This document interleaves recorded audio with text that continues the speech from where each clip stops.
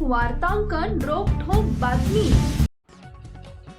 सोलापूरचा पारा 43 अंशाच्या पुढे गेल्यानं उन्हाची तीव्रता प्रचंड वाढली आहे। या रणरणत्या उन्हात घसा ओला करण्यासाठी नागरिक आता नैसर्गिक थंडाव्याकडे वळले असून बाजारपेठेत गुजराती मातीचे जार क्रमांक 1 ठरत आहेत।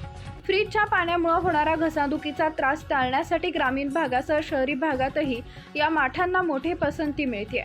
यंदा बाजारात काळा, लाल आणि विशेष नक्षीकाम केलेले असे 3 मुख्य प्रकार उपलब्ध आहेत। सोलापूरचे विक्रेते रवी रोहिटे यांनी सांगितले की यंदा ग्राहकांचा कल प्रामुख्याने गुजराती मातीच्या जारकडे अधिक आहे। हे माठ दिसायला आकर्षक असून त्यातील पाणी दीर्घकाळ थंड राहते।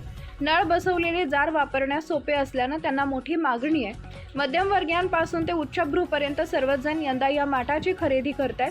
तसेच रोपे लावण्यासाठी कुंडे व चिमण्यांना पाणी ठेवण्यासाठी मातीची भांडं बाजारात आले आहेत। उन्हाळ्याच्या पार्श्वभूमीवर बाजारात आकर्षक नक्षीदार माठ दाखल झाले। कलेचा उत्तम नमुना असलेले हे माठ ग्राहकांच्या पसंतीस उतरत असून आकारानुसार 400 ते 500 रुपयांपर्यंत उपलब्ध आहेत। नैसर्गिक थंडाव्यासाठी माठांना मागणी आहे। उन्हाळ्याच्या तीव्रतेनुसार बाजारात विविध माठ दाखल झाल्यात। यामध्ये लाल माठ 300 ते 400 रुपयांपर्यंत तर काळा माठ 250 ते 500 रुपयांपर्यंत उपलब्ध आहे।